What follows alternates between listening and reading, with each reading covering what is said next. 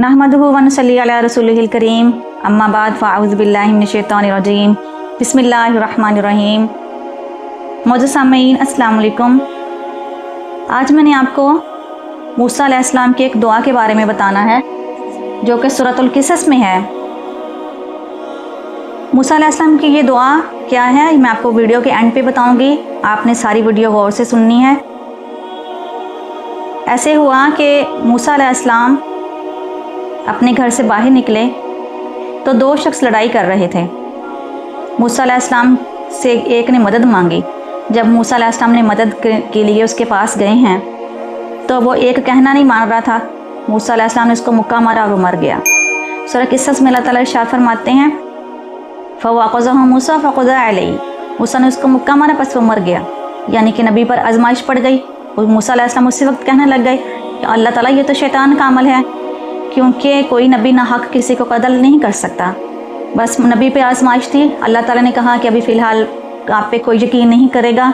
इधर के ये फ़िरौनी जो हैं ये आपके दुश्मन हैं, आपको मुश्किल में डाल देंगे। अल्लाह को पता ही था कि मारने की नीयत नहीं थी और मूसा ने नहीं मारा बल्कि ये शैतान का अमल था।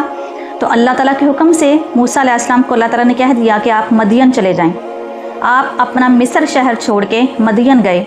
जब आप मदियन गए हैं तो वहाँ पे आप एक दरख्त के नीचे बैठ गए और आपने दुआ पढ़ी। आपने वो दुआ पढ़ी जिसके वजह से, जिसकी बरकत से अल्लाह ताला ने आप पे बहुत रहमतें फरमाई, आपकी तमाम मुश्किलात हल कर दी। जब आप मदियन गए हैं तो उस वक्त आपका कोई जानने वाला नहीं था, कोई आपका साथी नहीं था, आपका कोई सहारा नहीं था, ना आपका घर था। जैसे ही आपने वो दुआ पढ़ी तो अल्लाह ताला ने तमाम इंतज़ामात फरमा दिए। इसी दुआ की वजह से अल्लाह ताला ने उनको घर भी अता किया और आपका निकाह भी करवाया। और निकाह भी किसी आम लड़की के साथ नहीं बल्कि हज़रत शुएब अलैहिस्सलाम की बहुत ही नेक और पकीज़ा बेटी के साथ हज़रत मूसा अलैहिस्सलाम का निकाह हुआ, जिनका नाम सफ़ूरा था। बीबी सफ़ूरा के साथ निकाह भी हो गया। अल्लाह ताला ने आपको घर भी अता फरमाया और आपने 10 साल मदियन में गुजारे और बहुत शानदार वो 10 साल गुजारे, बग़ैर परेशानी के और सुकून के साथ वो 10 साल आपने गुजारे। इसलिए हमें चाहिए हम इस दुआ को ज़रूर अपनी दुआ का हिस्सा बनाएं और अगर इस दुआ को वजीफ़े के तौर पर पढ़ें तो और भी ज़्यादा फ़ायदा होगा।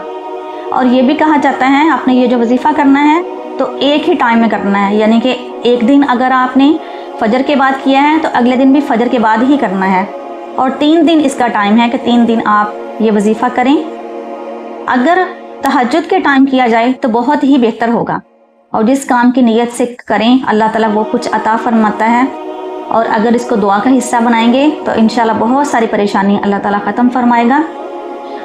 दुआ है अल्लाह ताला के नबी ने जो पढ़ी है, फरमाया रब्बी इन्नी लिमा अनज़लता इलैया मिन खैरिन फ़क़ीर। मैं फिर पढ़ती हूँ दुआ, रब्बी इन्नी लिमा अनज़लता इलैया मिन खैरिन फ़क़ीर।